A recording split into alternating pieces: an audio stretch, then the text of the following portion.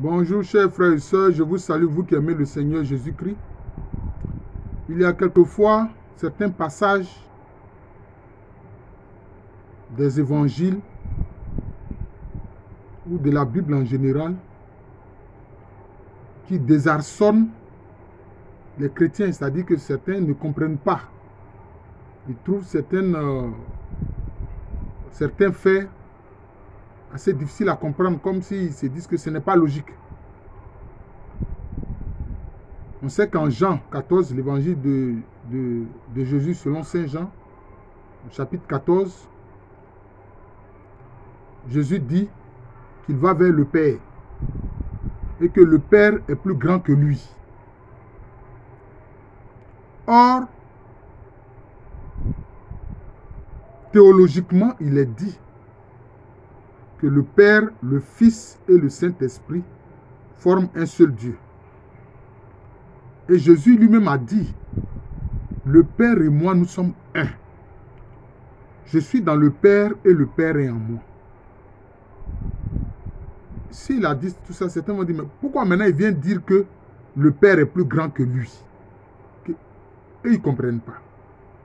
D'ailleurs, quelquefois, quand j'ai eu des échanges avec des musulmans, ils m'ont dit, mais Jésus-Christ même a dit que le Père est plus grand que lui.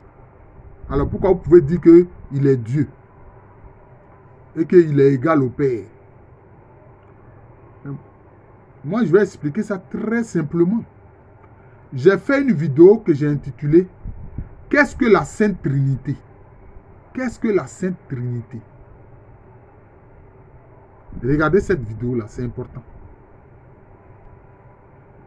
J'ai pris des exemples par analogie pour expliquer. On ne peut pas connaître tous les mystères de Dieu.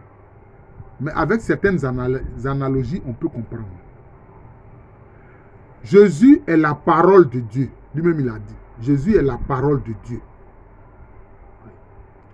Mais frère, observe toi-même ta personne. Avant que tu parles, qu'est-ce que tu fais? Tu penses d'abord. Avant que tu parles, tu penses d'abord. Donc, on peut dire quoi? Que la pensée précède la parole. Mais c'est la parole qui fait connaître la pensée. Évidemment, les êtres humains, ils peuvent mentir. Dieu, lui, ne ment jamais. Donc, c'est comme si la pensée précède la parole. Si Jésus-Christ est la parole, ça veut dire que le Père est la pensée. Le Père est la pensée. C'est comme si la pensée vient avant. Vous voyez? Mais cela ne veut pas dire que c'est supérieur. Mais ça vient avant. C'est comme ça qu'il faut comprendre le fait que Jésus-Christ a dit que le Père est plus grand que lui. Parce que j'expliquais ça dans ma vidéo sur la Sainte Trinité. Qu'est-ce que je disais? Si Jésus-Christ est la parole, que le Père est la pensée, le Saint-Esprit est l'agir de Dieu, c'est-à-dire l'action de Dieu. Vous voyez? Nous les êtres humains, nous aussi, c'est ce que nous faisons toute la journée. Nous pensons, nous parlons et puis nous agissons. Voilà les trois choses que nous faisons. Nous pensons, nous parlons et puis nous agissons. Ce sont les trois choses que nous faisons. Mais concernant la divinité, ces trois choses sont des personnes. C'est ce qu'on appelle les hypostases. La pensée vient avant la parole. Et puis maintenant, quand on a parlé, maintenant on agit. On agit. Vous voyez? Mais il y a eu un débat théologique entre l'église catholique romaine et puis l'église orthodoxe. Vous voyez? Et ça a provoqué des palabres. Parce que l'église catholique dit quoi? Que le Saint-Esprit procède du Père et du Fils. Mais cela ne veut pas dire que le Saint-Esprit est inférieur, non. Ils sont tous égaux. Le Saint-Esprit procède du Père et du Fils.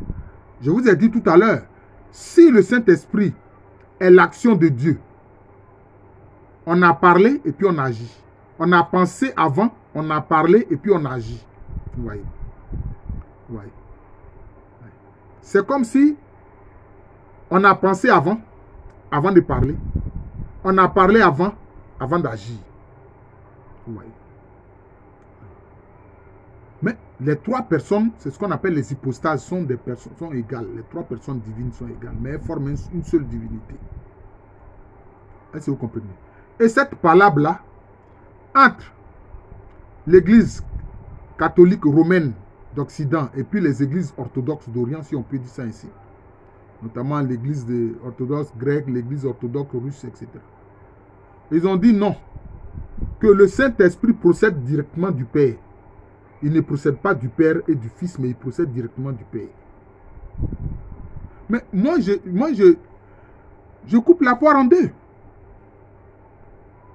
Et ils se sont fait des palabres terribles. Mais tu as pensé, tu as parlé, tu as agi. Mais tu peux penser et puis agir directement sans parler. Tu peux penser et puis agir directement sans parler. C'est comme si on peut dire que là, du Père, le Saint-Esprit agit. Hein? C'est comme ça. Oui. Mais en général, on parle d'abord. On dit, je vais faire telle chose. Donc, si l'Église catholique d'Occident aussi a dit que le Saint-Esprit procède du Père et du Fils, donc ça procède de la pensée et de la parole divine, de la pensée divine et de la parole divine, ce n'est pas faux non plus. Avant que l'action divine ne se mette en place par le Saint-Esprit, ce n'est pas faux non plus.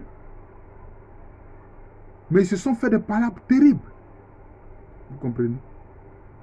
Donc c'est cela. Quelquefois, donc il ne faut pas que ces termes-là vous désarçonnent, hein, et que vous ne compreniez pas. Si Jésus-Christ a dit que le Père est plus grand que lui, c'est parce que lui, il est la parole du Père. Hein? Le Père est la pensée.